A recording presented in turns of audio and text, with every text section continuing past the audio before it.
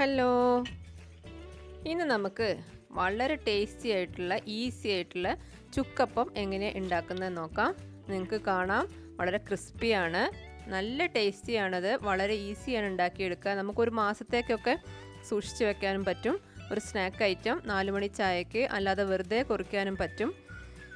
അപ്പോൾ എങ്ങനെ ഉണ്ടാക്കുക നമുക്ക് നോക്കാം. ഇത് ഹോസ്റ്റലിലൊക്കെ പഠിക്കുന്ന കുട്ടികൾക്കൊക്കെ കൊടുത്തു വിടാൻ നല്ലൊരു ഐറ്റമാണ് കേട്ടോ. നമുക്ക് കുറേ ദിവസം സ്റ്റോർ ചെയ്യാൻ പറ്റുമല്ലോ. ഇതിലേക്ക് വേണ്ടിയിട്ട് ഞാൻ 1 കപ്പ് വെള്ളം അടുപ്പിൽ വെച്ചിട്ടുണ്ട്. 3/4 കപ്പ് അരിപ്പൊടി കൊണ്ടാണ് ഞാൻ ഉണ്ടാക്കുന്നത്. അരിപ്പൊടി മുട്ടയും മാത്രം മതി, ഇതിന് കൂടുതൽ ഇൻഗ്രീഡിയൻസ് ഒന്നും വേണ്ട. 1 കപ്പ് വെള്ളത്തിലേക്ക് നമ്മൾ 3/4 കപ്പ് അരിപ്പൊടിയാണ് ഇടുക. നമ്മൾ പത്തിരിപ്പൊടി ഉണ്ടല്ലോ, പത്തിരിക്ക്, നൂൽപുട്ടിന് അങ്ങനെയൊക്കെ ഉപയോഗിക്കുന്ന പൊടി. പാകത്തിന് ഉപ്പിട്ട് കൊടുത്തിട്ടുണ്ട്. പത്തിരിക്ക് പൊടി വാട്ടുന്നത് പോലെയാണ്. 1 കപ്പ് വെള്ളത്തിലേക്ക് 3/4 കപ്പ് അരിപ്പൊടി ഇട്ട് കൊടുത്തിട്ടുണ്ട്. പല അരിപ്പൊടിക്കും പല പോലെ ആയിരിക്കും വെള്ളം. ചില അരിപ്പൊടിക്ക് ഇപ്പോൾ 1 കപ്പ് പൊടിയാണെങ്കിൽ 1 കപ്പ് വെള്ളം തന്നെ മതിയാവും. ചില പൊടിക്ക് 1.5 കപ്പ് വെള്ളം വേണ്ടി വരും. അത് പൊടിയുടെ ഒരു ഇതനുസരിച്ച് വ്യത്യാസം ഉണ്ടാവും. ഇവിടെ ഇപ്പോൾ ഞാൻ 3/4 കപ്പ് പൊടിക്ക് 1 കപ്പ് വെള്ളമാണ്. അപ്പോൾ 1 കപ്പ് പൊടിയാണ് എടുക്കുന്നതെങ്കിൽ 1.25 കപ്പ് വെള്ളം എടുത്താൽ നന്നായിട്ടിരിക്കും. അതൊന്ന് നന്നായിട്ട് ഇളക്കി എടുക്കുക. എന്നിട്ട് ഒരു മിനിറ്റ് നേരം ഒന്ന് അടച്ച് വെക്കണം. അതൊന്ന് ശരിക്കും ഒന്ന് ആയി വരാൻ വേണ്ടിയിട്ടാണ്. ആ സമയം കൊണ്ട് നമുക്ക് അതിലേക്ക് മുട്ട റെഡിയാക്കി എടുക്കാം. 1 മുട്ട പൊട്ടിച്ചൊഴിച്ചിട്ടുണ്ട്. 1 മുട്ട തന്നെ ധാരാളമാണ്. ഇനി 1 കപ്പോ 2 കപ്പോ 3 കപ്പ് വരെ പൊടിക്ക് 1 മുട്ട തന്നെ മതി. ഇതിലേക്ക് കരിഞ്ജീരകമാണ് ഇട്ട് കൊടുത്തത്. കരിഞ്ജീരകമാണ് ഇതിന് ശരിക്കും ഒരു ടേസ്റ്റ് കൊടുക്കുന്നത്. ഇപ്പം ഞാൻ പൊടി ഒരു മിനിറ്റ് നേരം അടച്ചു വെച്ചതിന് ശേഷം ഞാനൊരു പരന്ന പാത്രത്തിലേക്ക് മാറ്റിയിട്ടുണ്ട്. അതിലേക്ക് നമ്മൾ കുഴയ്ക്കുമ്പം ഈ മുട്ടക്കൂട്ട് ഒഴിച്ചിട്ടാണ് കുഴച്ചെടുക്കുക. മുട്ട നമ്മൾ കരിഞ്ജീരകം ഇട്ടതിന് ശേഷം സ്പൂൺ വെച്ചിട്ടൊന്ന് മിക്സ് ചെയ്യുക. ബീറ്റ് ചെയ്യൊന്നും വേണ്ട, ജസ്റ്റ് ഒന്ന് മിക്സ് ചെയ്യുക. എന്നിട്ട് നന്നായിട്ടൊന്ന് കുഴച്ചെടുക്കുകയാണ്. മുട്ട ചേർത്തിട്ട് വേണം, നമ്മൾ വെള്ളം ചേർക്കുമല്ലോ കൈ കൊണ്ട്, നമ്മൾ കുഴയ്ക്കുമ്പോൾ വെള്ളത്തിൽ നനയ്ക്കുമല്ലോ, അതിന് പകരം നമ്മൾ മുട്ട അങ്ങ് ചേർത്താൽ മതി. മുട്ട നിർബന്ധമായിട്ട് വേണം, അപ്പോഴേ ഇത് ശരിയാവുള്ളൂ.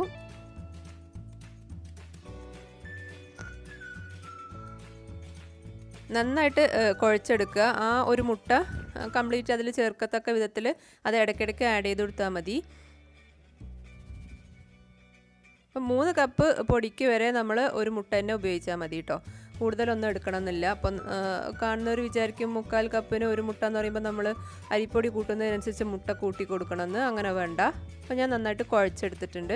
ഇനി നമുക്ക് ഇതുകൊണ്ട് ചുക്കപ്പം ഉണ്ടാക്കിയെടുക്കണം. നമ്മൾ കക്കറൊട്ടിയൊക്കെ ഉണ്ടാക്കൂലേ, കുഞ്ഞിപ്പത്തലൊക്കെ, അതിൻ്റെ ഏകദേശം ഷേപ്പിലാണ് ഉരുട്ടിയെടുക്കുക. ജസ്റ്റ് ഒന്ന് പ്രസ് ചെയ്ത് കൊടുക്കുക.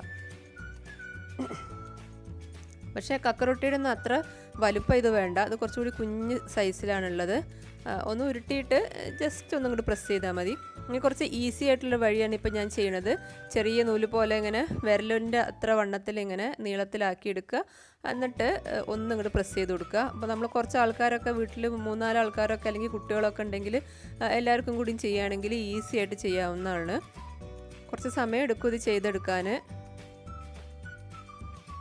പക്ഷെ ഒരുപാട് ദിവസം കേടുകൂടാതെ നമുക്ക് ബേക്കറി സാധനങ്ങളൊക്കെ, ഇപ്പോൾ ചിപ്സ്, മിക്സ്ചറൊക്കെ ഇട്ട് വെക്കണ പോലെ ഒരു എയർ ടൈറ്റ് ആയിട്ട് കണ്ടെയ്നറിൽ എന്തെങ്കിലും ഇട്ട് വെച്ച് കഴിഞ്ഞാൽ കുറേ ദിവസത്തിന് നിൽക്കും. ഇടയ്ക്കിടയ്ക്ക് എടുത്ത് കഴിക്കാം.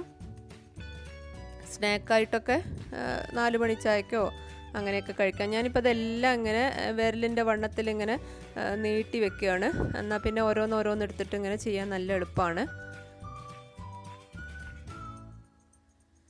ഇതുകൊണ്ടോ നമ്മുടെ കൈൻ്റെ ഉള്ളിൽ വെച്ചിട്ട് ഇങ്ങനെ ഒന്നും കൂടെ കറക്കിയിട്ട് ജസ്റ്റ് ഒന്നും പ്രസ് ചെയ്ത് കൊടുത്താൽ മതി. ഇപ്പം ഞാൻ കുറേ ഇങ്ങനെ ചെയ്ത് ഇത്ര എത്തിയിട്ടുണ്ട്. സ്പീഡിൽ ചെയ്യാം. ഇപ്പോൾ നമ്മളിപ്പോൾ TV കണ്ടുകൊണ്ടിരിക്കുമ്പോഴോ അങ്ങനെയൊക്കെ ചെയ്യാം. വേറെ 1-2 ആൾക്കാരും കൂടി ഉണ്ടെങ്കിൽ പെട്ടെന്ന് തീരും.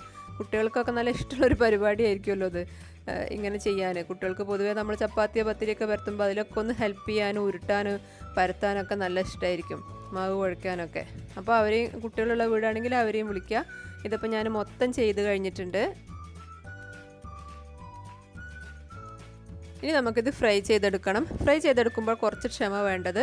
ഒരുപാട് ഇൻഗ്രീഡിയൻസ് വേണ്ടെങ്കിലും കുറച്ചധികം ക്ഷമയും വേണ്ട ഒരു സംഭവമാണിത്. കാരണം നമ്മൾ ഹൈ ഫ്ലെയിമിലിട്ടിട്ട് വേണം ഇതിലേക്ക് ഇട്ട് കൊടുക്കാൻ. ഒന്നിച്ച് കോരി അങ്ങ് ഇട്ട് കൊടുക്കരുത്. ഒന്നിച്ച് കോരി ഇട്ട് കൊടുത്തു കഴിഞ്ഞാൽ എല്ലാം കൂടി കൂട്ടി ഒട്ടിപ്പോവും. അപ്പോൾ അങ്ങനെ വേറിട്ട് ഇപ്പോൾ ഞാനിതാ ഇട്ട് കൊടുക്കുന്ന പോലെ അങ്ങനെ പരത്തി വേറിട്ട് ഇട്ട് കൊടുക്കുക. ഹൈ ഫ്ലെയിമിൽ ഇട്ട് കൊടുക്കണം. എന്നിട്ട് ലോ ഫ്ലെയിം ആക്കണം. ഇട്ട് കൊടുക്കുമ്പോൾ ഇങ്ങനെ പതഞ്ഞ് കാണിക്കും. കണ്ടോ, പത ഇങ്ങനെ ഉള്ളതുപോലെ കാണിക്കണില്ലേ? പതഞ്ഞ് കാണിക്കുന്നതെന്ന് വെച്ച് കഴിഞ്ഞാൽ നമ്മൾ മുട്ട ചേർത്തത് കൊണ്ടാണ്.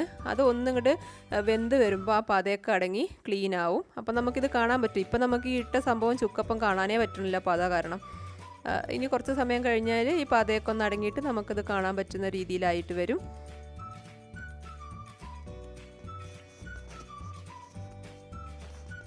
കുറച്ച് സമയം അധികം എടുക്കും ഇത് വേവാൻ. നമ്മൾ ഒറ്റയടിക്ക് നല്ല ഹൈ ഫ്ലെയിമിലിട്ടിട്ട് തിരിച്ചും മറിച്ചിട്ട് അങ്ങ് ഫ്രൈ ചെയ്ത് കോരിക്കഴിഞ്ഞാൽ അകത്തൊന്നും ക്രിസ്പി ആവില്ല. നമ്മൾ ലോ ഫ്ലെയിമിലിട്ടിട്ട് സാവധാനത്തിൽ മുറുക്കൊക്കെ വേവിക്കൂലേ, അതുപോലെ കുറഞ്ഞ ഫ്ലെയിമിലിട്ടിട്ട് സാവധാനത്തിൽ ഇങ്ങനെ ആക്കി ആ ബ്രൗൺ കളർ ആവുന്നവരെ ആക്കിയെടുക്കണം. ഇടയ്ക്കൊന്ന് ഇളക്കി കൊടുത്താൽ മതി. പ്രത്യേകം ശ്രദ്ധിക്കേണ്ടത് ഇട്ട ഉടനെ തന്നെ ഇളക്കി കൊടുക്കരുത്. ഇട്ട ഉടനെ തന്നെ ഇളക്കി കഴിഞ്ഞാൽ അരിപ്പൊടിയല്ലേ, പെട്ടെന്ന് അത് സ്ക്രാച്ച് വന്നിട്ട് പൊട്ടിപ്പോവാൻ സാധ്യതയുണ്ട്. അപ്പോൾ അങ്ങനെ ചെയ്യരുത്. ഇപ്പോൾ കണ്ടോ, ഏകദേശം ഇങ്ങനെ ആയി വന്നപ്പോൾ അപ്പോൾ അതൊക്കെ അടങ്ങി. എടുക്കാൻ സമയത്ത് ഞാൻ കുറച്ച് കറിവേപ്പില ഇട്ട് കൊടുക്കുന്നുണ്ട്. അപ്പോൾ അതാ കോരിയെടുത്തു, നല്ല ക്രിസ്പി ആയിട്ടുണ്ട്. എടുക്കാൻ സമയത്ത് മാത്രം കറിവേപ്പില ഇട്ട് കൊടുത്താൽ മതി.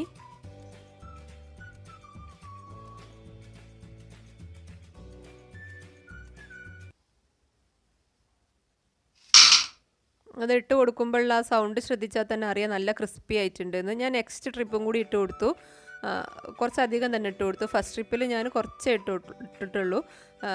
ഇട്ടിട്ട് ആ പതയൊക്കെ ഒന്ന് അടങ്ങാൻ സമയത്ത് മാത്രം നമ്മൾ തിരിച്ചിട്ടാൽ മതി. ഇപ്പോൾ പത കുറഞ്ഞ് വരികയാണ്.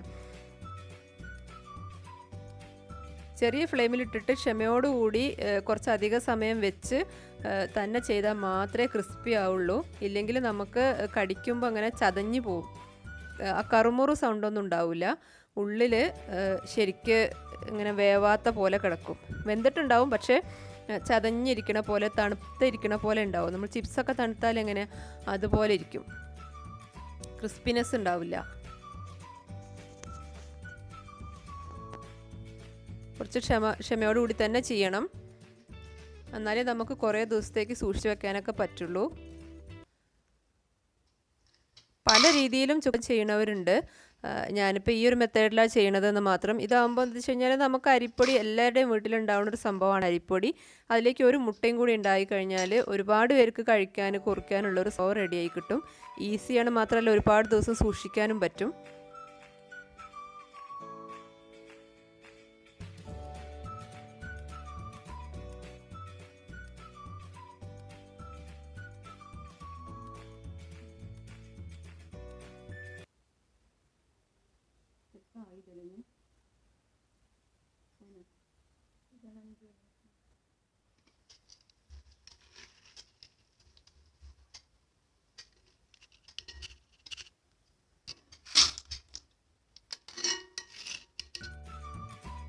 ഒരുപാട് കൂടുതൽ എണ്ണ ഒഴിച്ചിട്ട് ചെയ്യുകയാണെങ്കിൽ നമുക്ക് കുറച്ച് അധികം ഇട്ടിട്ട് പരന്ന ഫ്രൈ പാനിലൊക്കെ ആണെങ്കിൽ കുറച്ച് കൂടുതൽ ഇട്ടിട്ട് ചെയ്യാം.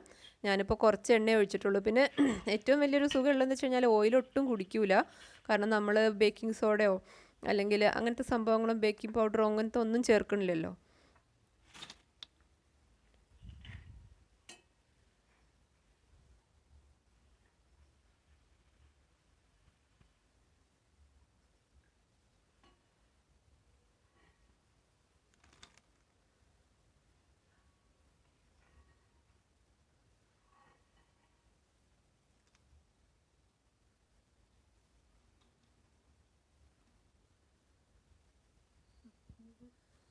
ഇപ്പം ഞാൻ റെഡി ആയിട്ടുണ്ട്. എല്ലാം ഞാൻ ഫ്രൈ ചെയ്ത് കഴിഞ്ഞു. ഇനി നിങ്ങൾക്ക് ഈ വീഡിയോ ഇഷ്ടപ്പെട്ടാൽ ഒന്ന് ലൈക്ക് ചെയ്യണം, കമൻറ്റ് ചെയ്യണം, ഷെയർ ചെയ്യണം. എൻ്റെ വീഡിയോസ് മാക്സിമം ഒന്ന് കണ്ടു നോക്കുക. ഇഷ്ടമായ ചാനലൊന്ന് സബ്സ്ക്രൈബ് ചെയ്യുക. Thank you.